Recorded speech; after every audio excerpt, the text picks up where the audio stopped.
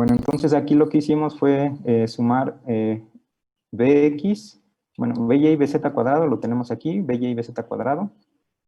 Aquí solo estoy desarrollando este término cuadrado, alfa Bx cuadrado, más el producto, el doble del producto cruzado, 2 veces alfa epsilon Bx y el término cuadrático.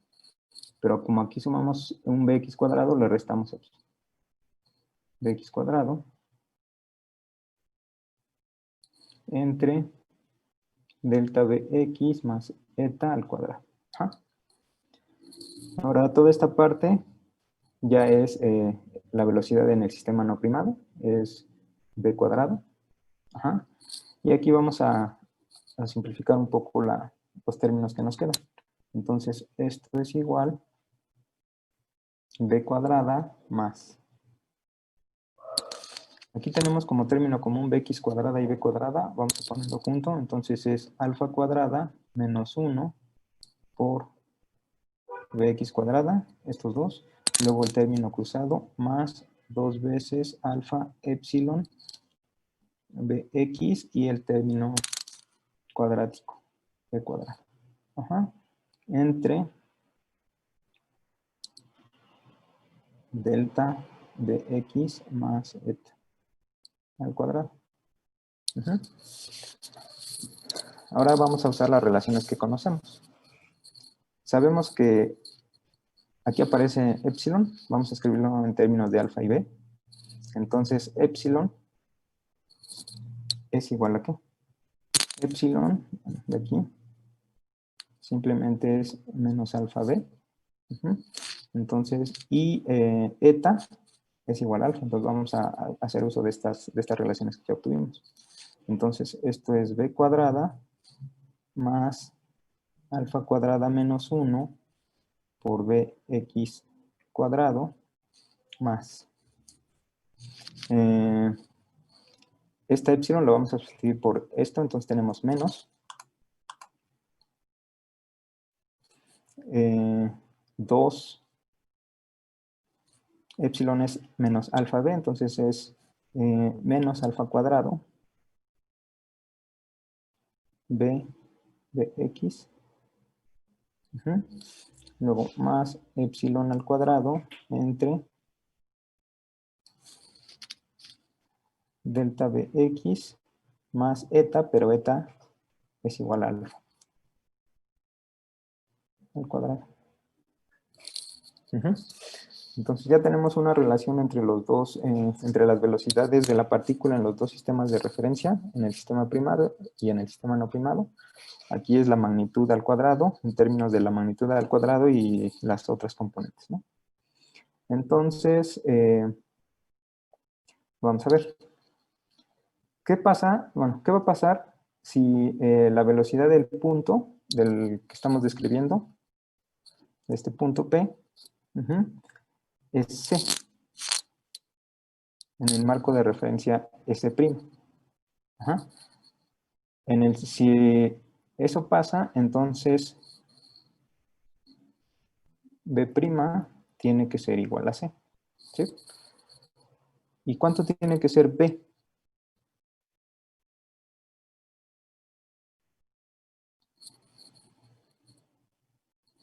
Estamos aquí, este es el punto que que nos interesa. Ustedes están parados aquí. Ajá, ustedes se mueven con este sistema y este punto se mueve a una velocidad B' a la magnitud igual a C. Ajá. Medidos por ustedes en el sistema que se mueve. Un observador fijo aquí, ¿cuál va a ser la magnitud de la velocidad de esta partícula? B más C. La suma. ¿Cuál suma? Mayúscula La velocidad del más sistema C. es prima más C. A ver, a ver. Ajá.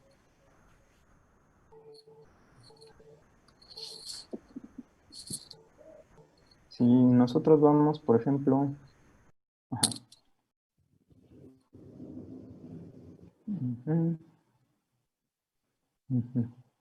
van en un tren o lo que sea, y se mueve hacia allá.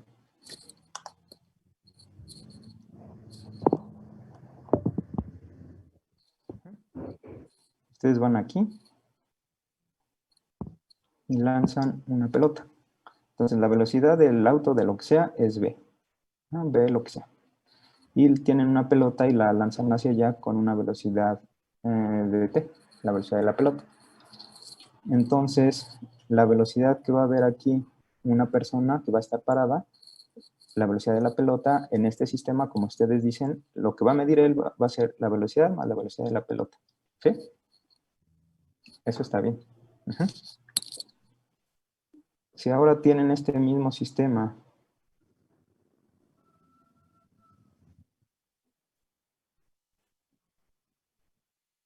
y aquí están ustedes, este se sigue moviendo con una cierta velocidad v, pero ahora esta persona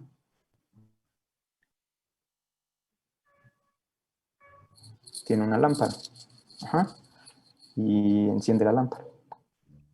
Entonces aquí va a emitir luz. La velocidad de la luz vista por esta persona es c. Entonces, si pudieran conseguir bueno, vamos a suponer que esta persona puede lanzar una pelota fuerte a una velocidad de 2/3 de c. Que es más o menos 0.6 c. Un poquito más de la velocidad de la luz. Un poquito más de la mitad de la velocidad de la luz. Y que este auto también se mueve rápido. Que su velocidad es de también 2/3 de c. Entonces, si eso pasa, esta persona que está aquí parada, ¿qué velocidad va a medir de la pelota?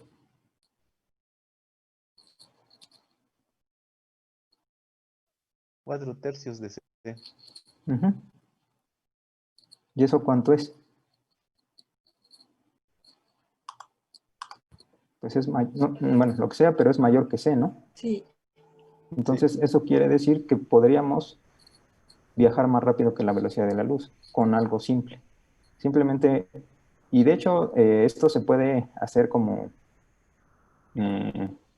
supongamos que tienen un tren, una plataforma de un tren.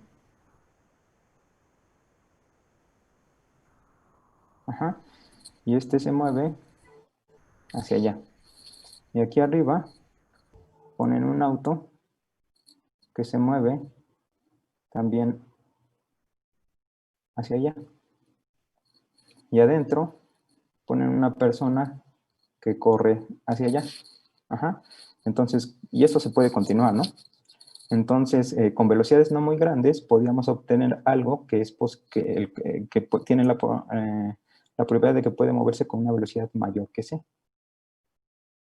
Entonces, podríamos realmente viajar a velocidades mayor que la luz, pero eso no es cierto.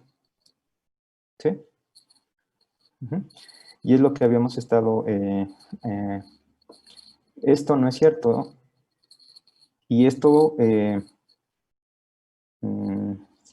de las transformaciones de Galileo, x' igual a x menos b por t. B' igual a b menos b, o simplemente la velocidad es igual a b' más b, que es esto. Estas ecuaciones de Galileo es esto, todo esto de suma de velocidades directa es esto. Esta es la velocidad del sistema que se mueve. Perdón, B mayúscula es la velocidad del sistema que se mueve. En este caso sería la velocidad del carro, de este camión. Esta velocidad, esta. Esta B' es la velocidad de la pelota. B'. Ajá. Cuando sumamos estas dos velocidades nos va a dar esta velocidad v sin prima. Es la velocidad que va a medir la persona que está aquí parada. Esa velocidad. Ajá. Entonces, si sumamos así directamente, utilizando esta relación que sale a partir de las transformaciones de Galileo, podemos obtener velocidades mayores que la velocidad de la luz. Y era lo que pasaba en física clásica, que no hay un límite para las velocidades. Simplemente puedes tener dispositivos de este tipo y hacer que un cuerpo se mueva con velocidades muy grandes, mayores que c. Ajá. Pero eso no pasa. Y con el experimento de Michelson y Morley, además de que vimos, de que demuestra que el éter no existe, lo que medía era, no importaba en qué dirección se pondría el dispositivo. Ajá, estos son los dos espejos, esta es la fuente. Iba y venía, y aquí se detectaba. Ajá. Entonces, lo primero, no se detectó ningún éter. Ajá. Y no importaba en qué dirección mandaran este haz, bueno, no importaba en qué dirección rotaran esto, siempre medían la misma velocidad de la luz. Y eso era importante porque estaba el Sol, y este sistema estaba anclado aquí en la Tierra. Ajá, y la Tierra está dando vueltas. Ajá. Entonces, si rotan esto aquí, iban a tener diferentes direcciones. Y no importaba en qué, si esto fuera cierto también, de suma de velocidades, por ejemplo, este es el Sol, ¿no? Y aquí está, lo voy a hacer más grande.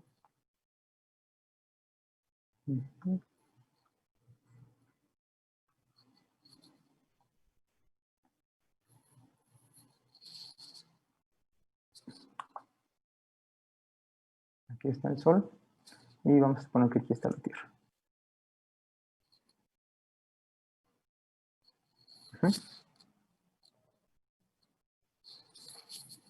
Entonces, el experimento está aquí. Entonces, la Tierra está dando vueltas alrededor del Sol hacia allá. Entonces, si el experimento está armado por aquí, por ejemplo,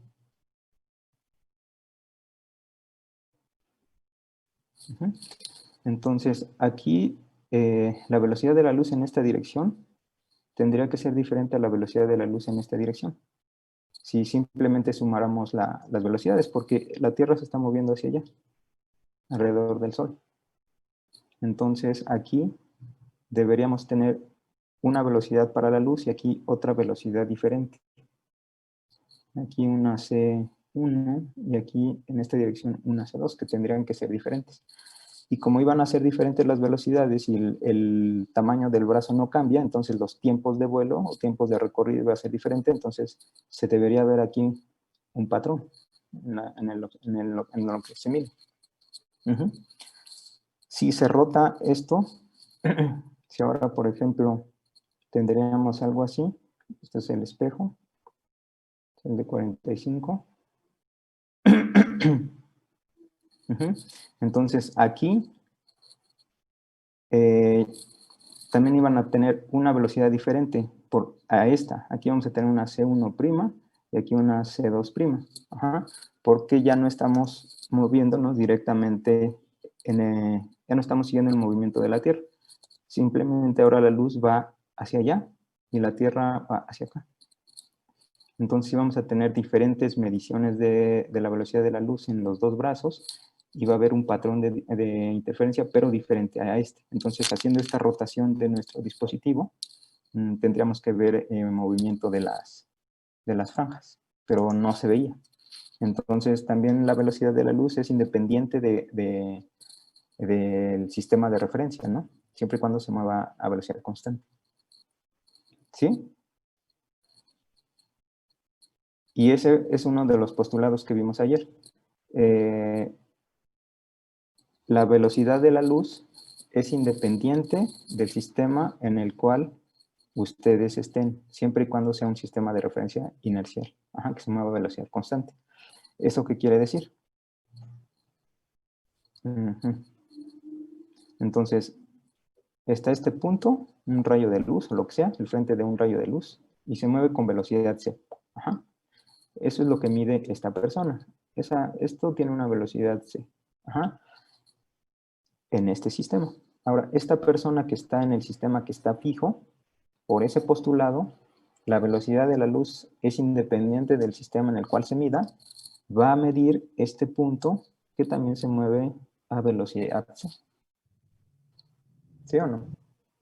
Sí. Sí. ¿Sí? Ok. Entonces, la persona que está en el sistema que se mueve, mide la velocidad de ese rayo de luz es c. La persona que está en el sistema fijo dice, la velocidad de ese rayo de luz es c. Entonces, para el rayo de luz, estas dos velocidades, b' y b, son iguales y tienen que ser igual a c. Entonces vamos a utilizar eso. Eso quiere decir que aquí b' al cuadrado va a ser c cuadrado y aquí b cuadrado va a ser c cuadrada. Y vamos a ver qué pasa en ese caso. Entonces lo que tenemos es algo así. C cuadrado es igual a c cuadrado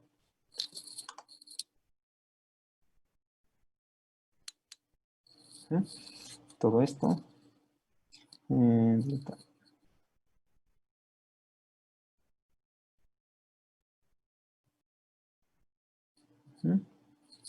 esto y todo esto, ¿no? Vamos a ver.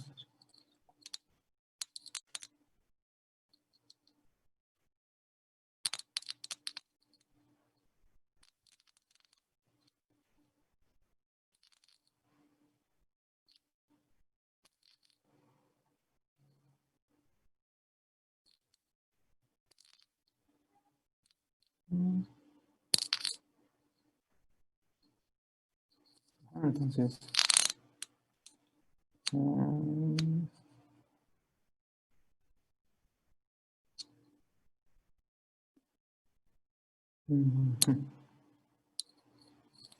bueno, sí. Aquí es b cuadrada, este término alfa menos 1 al cuadrado, alfa cuadrada menos 1 al cuadrado por bx cuadrado, que es este primer término. Luego, menos 2 alfa cuadrada b bx menos 2 alfa b bx y luego el término epsilon cuadrado. Pero epsilon cuadrado, epsilon está dado en términos de alfa, que es alfa cuadrada b cuadrado, que es lo que pongo aquí, alfa cuadrada b cuadrado. ¿Sí? Entonces vamos a simplificar un poco esto. Entonces vamos a pasar este término por acá. Entonces nos va a quedar c cuadrada por delta bx más alfa al cuadrado igual a c cuadrada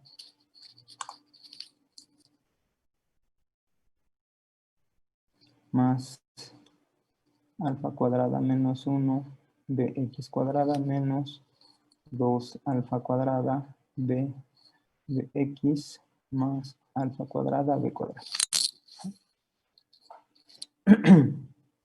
Y vamos a... Aquí lo que tenemos es, en velocidades solamente nos quedó esta bx, y la b, ¿no?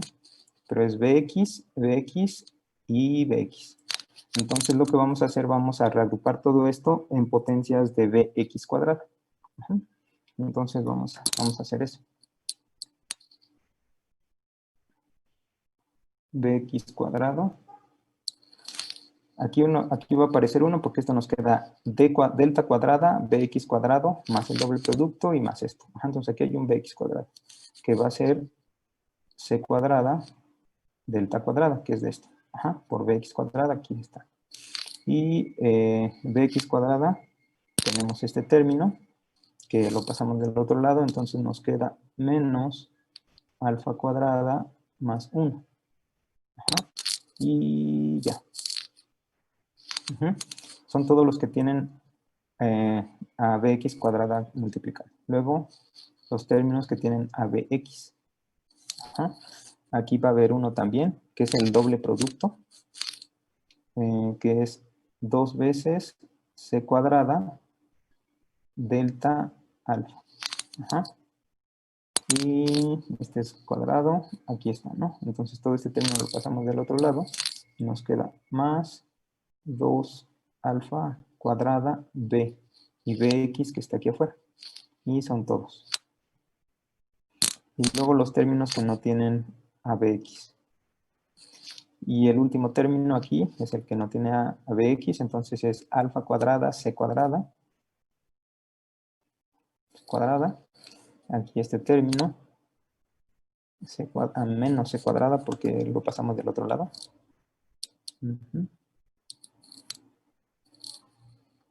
Este término menos c cuadrada, tiene multiplicando bx y este término. Entonces también cuando pasa del otro lado nos queda menos alfa cuadrada b cuadrada. Y todo esto, como todo lo pasamos del lado izquierdo, esto es igual a 0. Entonces cuando tenemos una combinación de este tipo, la solución para esto es que esto tiene que ser igual a 0, esto tiene que ser igual a 0, y esto necesariamente tiene que ser igual a 0. Ajá. Entonces tenemos tres ecuaciones, c cuadrada delta cuadrada menos alfa cuadrada más 1 igual a 0, bueno, aquí tenemos como término común, podemos factorizar un 2 alfa, c cuadrada delta y 2 alfa b igual a 0, y alfa cuadrada c cuadrada menos alfa cuadrada más b cuadrada igual a 0. Entonces, ya habíamos obtenido dos ecuaciones, dos relaciones que ya utilizamos, estas dos, de alfa, entre alfa y eta, y entre epsilon y alfa. Entonces, nos gustaría encontrar cuánto vale alfa, ¿no? Porque si tenemos alfa, tenemos eta. Ajá. Y si tenemos alfa, también tenemos epsilon. Entonces, vamos a ver cómo encontramos alfa. ¿Cómo encontramos alfa con estas ecuaciones?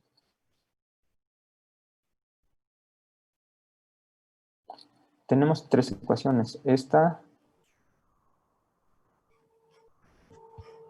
igual a 0, esto igual a 0 y esto igual a 0.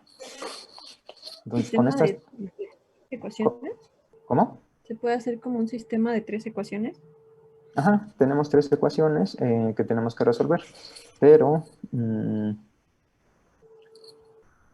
¿cuántas variables tenemos? Sí, 4. 2, Bueno, la B mayúscula sí la conocemos. B es 2. dado porque es la velocidad a la cual se mueve. Entonces, nada más tenemos 3 variables. ¿Cuáles? Es alfa, delta y...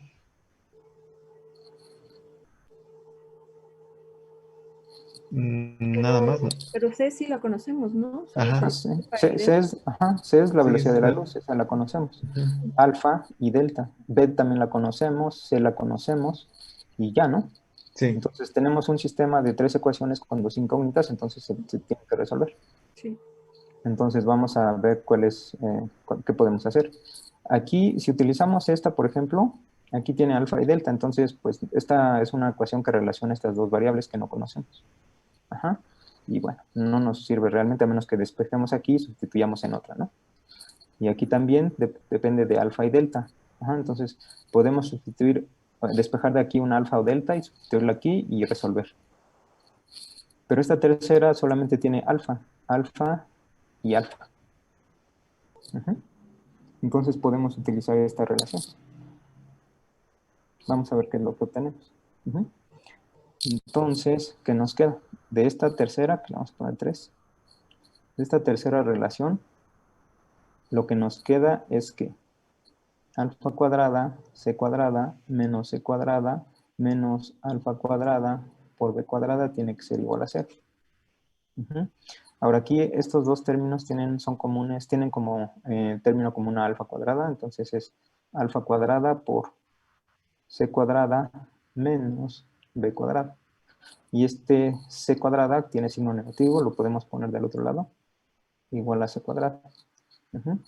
Entonces, alfa cuadrada es igual a c cuadrada entre c cuadrada menos b cuadrada. Y de aquí, alfa es igual más menos c entre... bueno, antes de hacer este paso voy a hacer otro intermedio.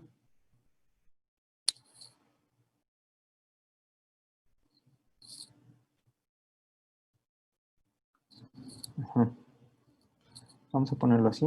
1 entre c cuadrada menos b cuadrada entre c cuadrada. ¿Sí? Esto es igual a esto, ¿no? Sí. Sí, ok. Entonces, esto es igual a 1 entre, aquí separamos la resta y nos queda 1 menos b cuadrada entre c cuadrada. Entonces, alfa es igual a más menos 1 entre 1 menos b cuadrada entre c cuadrada raíz. Entonces ya tenemos alfa. Y como ya tenemos alfa, también tenemos eta y también tenemos epsilon, con estas dos relaciones. Nos hace falta obtener delta. Entonces delta aparece aquí. Aquí aparece al cuadrado, en términos de alfa cuadrada, entonces vamos a utilizar esta relación. Entonces esta es la relación 2. De la relación 2 nos queda que 2c cuadrado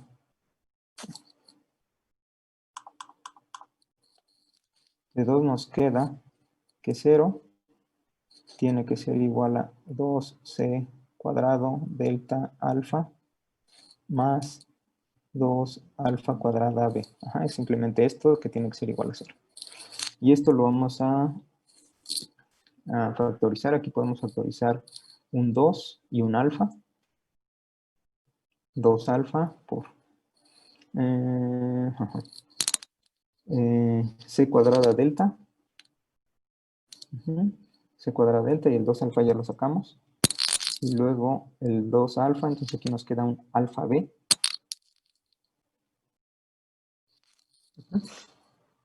¿Sí?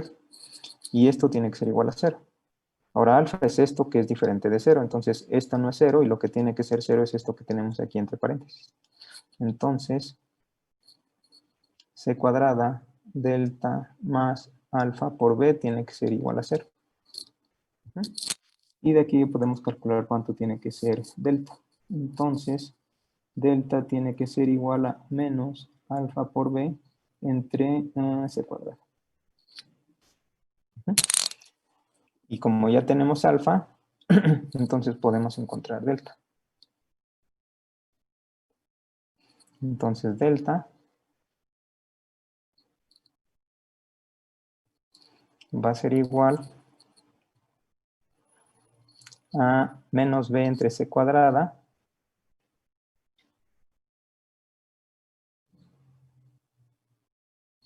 por alfa. Y alfa es todo esto. Entonces nos queda más o menos 1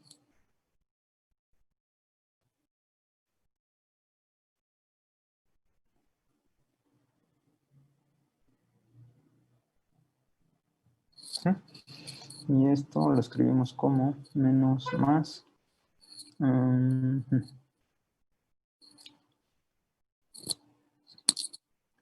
b entre c al cuadrado entre 1 menos b cuadrada entre c cuadrado a la 1 medio. Entonces ya tenemos cuánto tiene que valer delta. Delta es menos más b entre c cuadrada entre 1 menos b cuadrada entre c cuadrada raíz. Entonces ya tenemos alfa y delta. Si sustituimos estas dos expresiones, alfa que obtuvimos aquí y el delta que está en la otra página, y sustituimos en esta expresión, en la expresión 1, ¿qué nos tiene que dar?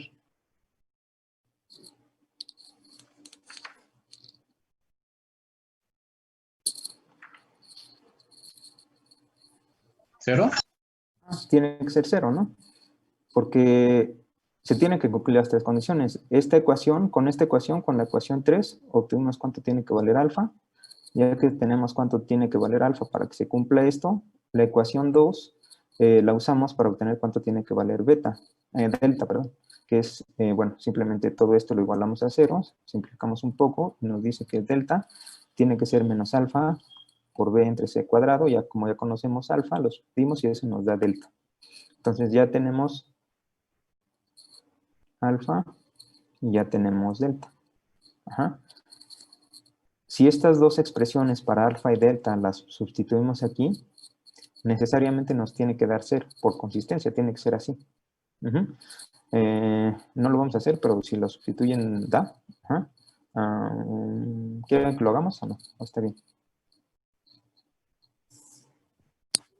Así está bien. Entonces, si sustituimos eso, nos va a dar 0. Entonces, ya tenemos cuánto tiene que valer alfa y cuánto tiene que valer delta. Los voy a escribir aquí. Es delta. Alfa tiene que ser más menos 1 entre 1 menos b cuadrada entre c cuadrada raíz. Delta es esto que tenemos aquí. Lo que implica que epsilon, epsilon es menos alfa por b.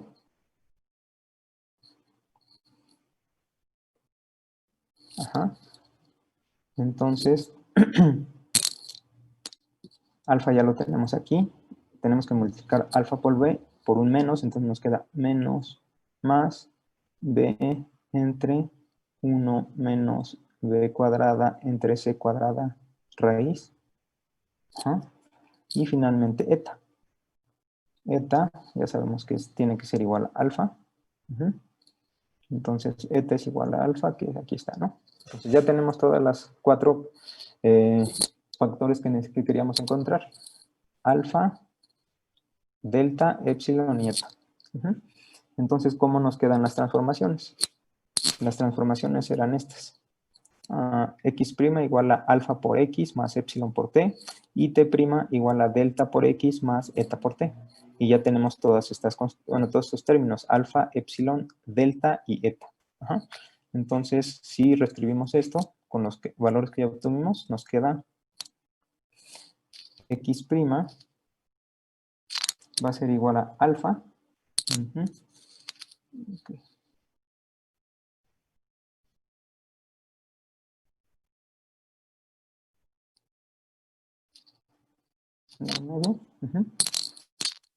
Es alfa, los voy a poner aquí. X' es igual a alfa por X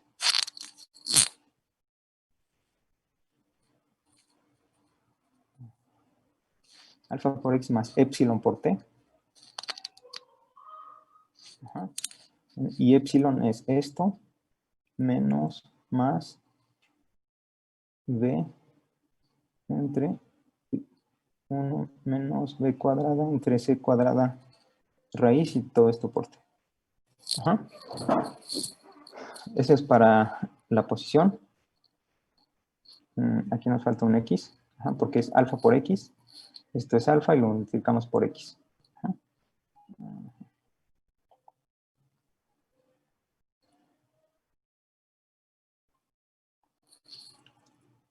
Alfa por X y B. Y epsilon por T. Y T'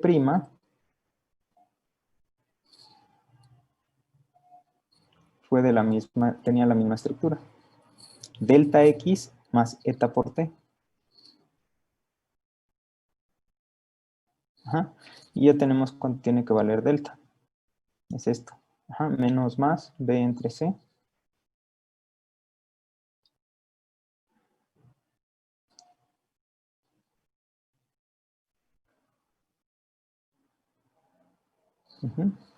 Ahorita pongo el X.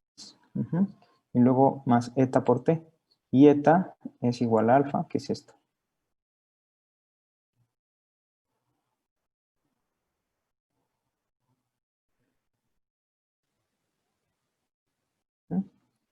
Y esto es por X. Y esto es por T. Entonces tenemos esas reglas de transformación, ¿no? Ahora, ¿con cuál signo nos quedamos? ¿Qué pasa? ¿Cuál debe ser un límite natural al cual tienen que tender estas reglas de transformación? Un caso particular, ¿cuál tiene que ser? ¿El tiempo tiene que ser positivo?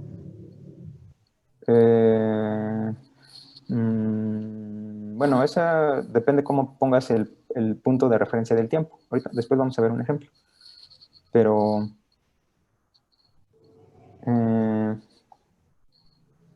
aquí estamos considerando, bueno, empezaron a pasar cosas extrañas cuando empezamos o se empezaba a trabajar o a estudiar sistemas que tenían que ver con propagación de luz, es decir, velocidades muy altas.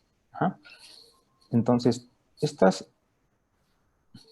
ecuaciones, que son las transformaciones de Galileo, funcionaban bastante bien cuando pues estudiaron, bueno, el desarrollo de todo esto, el sistema de referencia inercial que comparaban básicamente no eran autos, porque no había autos, entonces eran barcos, ¿no?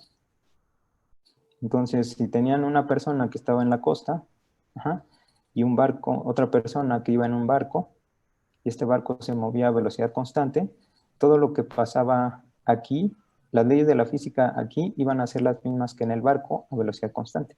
Ajá. Y se cumplían las leyes de Newton. Este es un sistema de referencia inercial S y este es otro sistema de referencia inercial S'. Este moviéndose a velocidad constante, claro. Ajá. Entonces, se aplicaba toda la ley de transformación y esta relación se cumplía. Y esta relación nos da directamente la relación de velocidades. B' es igual a B menos B. Ajá. Pero para este caso, cuando una persona está, por ejemplo, aquí, fija, y otra persona está caminando en el barco, ajá, o cuando tienen suma de los ejemplos de mecánica elemental, tienen un río, una persona está aquí y otra persona está en una lancha y se mueve y quieren ver cómo se mueve, cuál es la velocidad de la persona que se mueve en la lancha respecto a la persona que está en tierra. Y aplicamos este tipo de transformaciones siempre. No usamos estas. Y estas funcionan bastante bien. Y funcionan bastante bien porque las velocidades con las cuales estamos tratando aquí son todas mucho menores que c. Ajá. Entonces, para velocidades pequeñas, las transformaciones de Galileo funcionan bastante bien y no hay ningún problema. El problema es cuando tenemos cuerpos que se mueven a velocidades muy grandes, altas. ¿Grandes respecto a qué? Depende, ¿no? Depende. Siempre hay que comparar respecto a qué.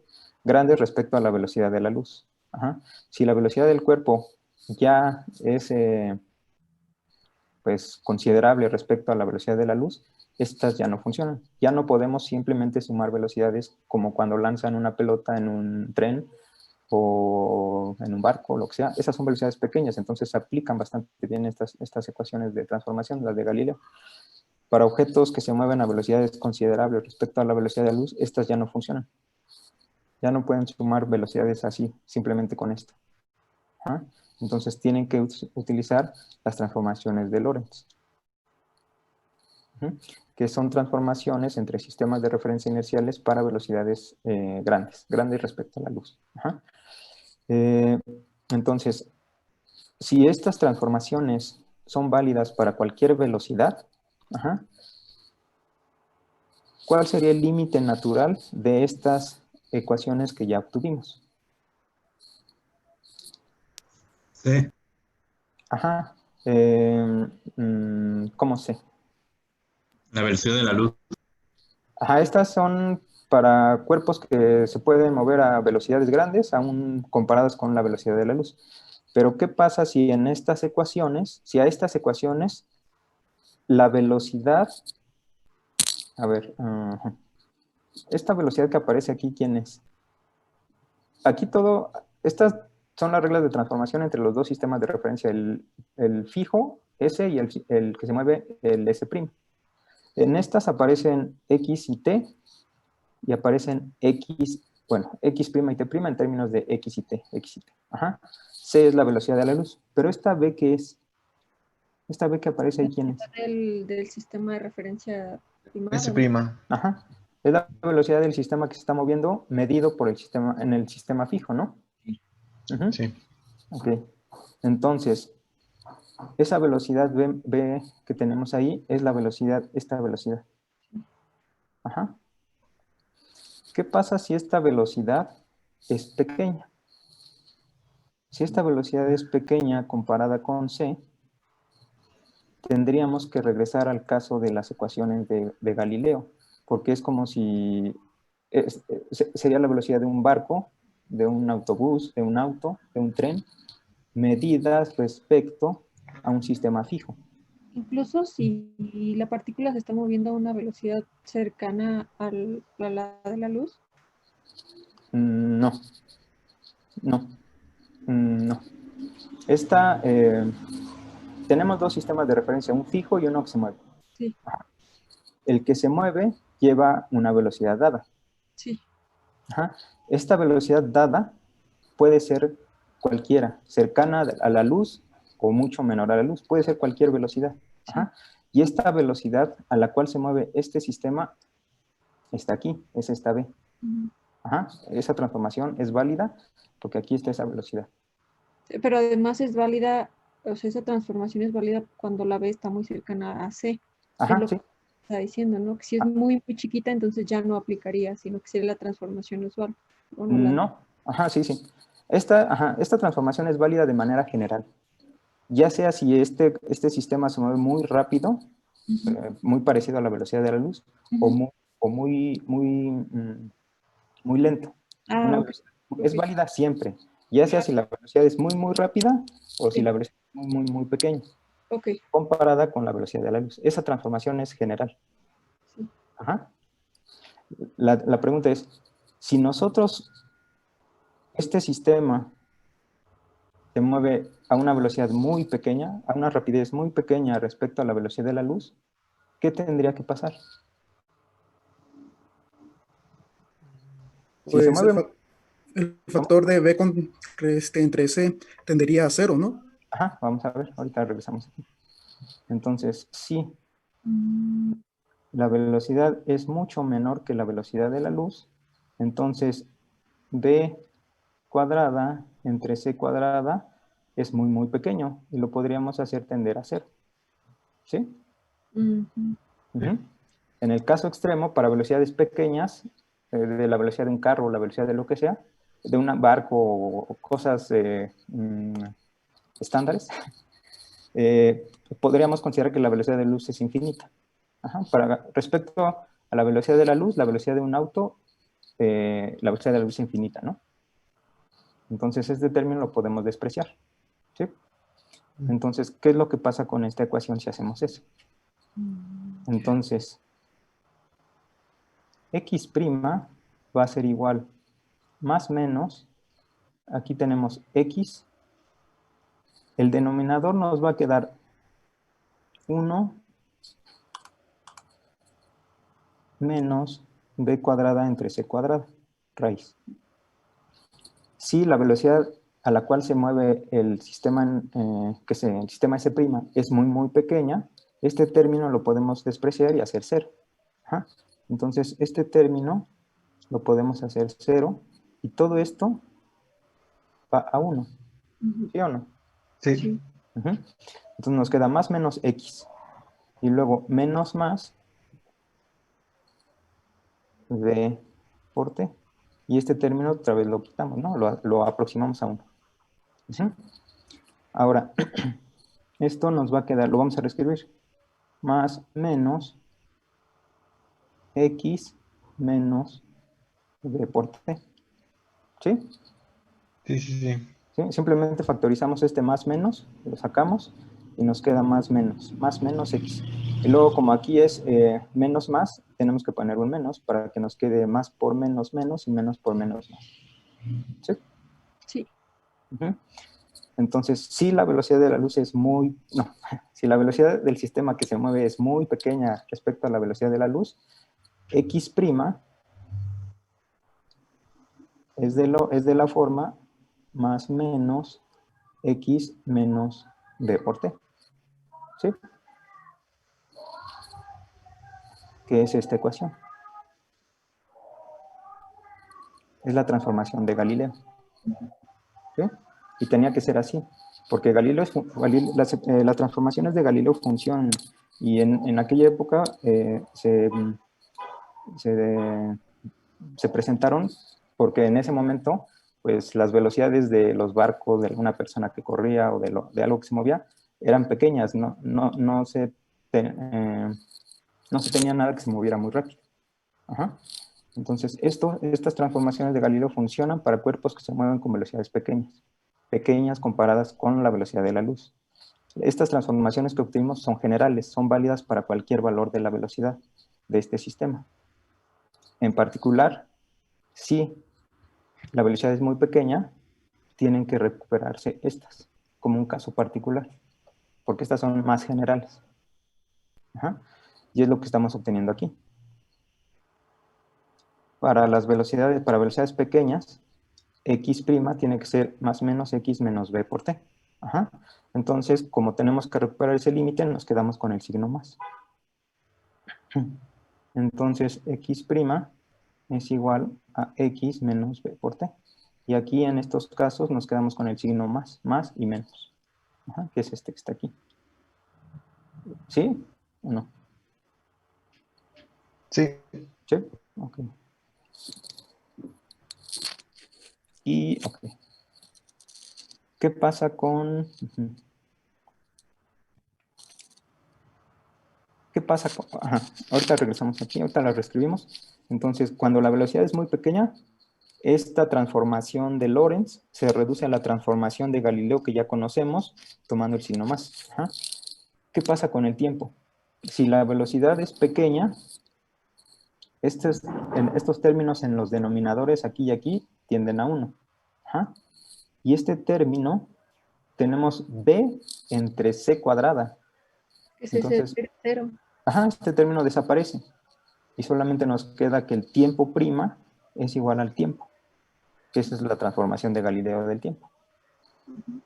Ajá. Entonces, otra vez, estas ecuaciones son generales. Un caso particular de estas ecuaciones son las transformaciones de Galileo que ya se conocían para velocidades pequeñas. ¿Sí? Entonces, nos quedamos con el signo más, y lo que nos queda son, las transformaciones que nos quedan son estas. X' igual, vamos a tomar el más. Como tienen el mismo denominador, los vamos a poner juntas. Entonces va a ser 1 menos b cuadrada entre c cuadrada a la 1/2. Y aquí se va a ver un poco más claro. Nos quedamos con el signo más y nos queda...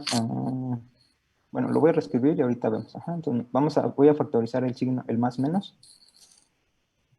Y nos va a quedar más menos. X entre el denominador, que es este. X. Y luego P por T.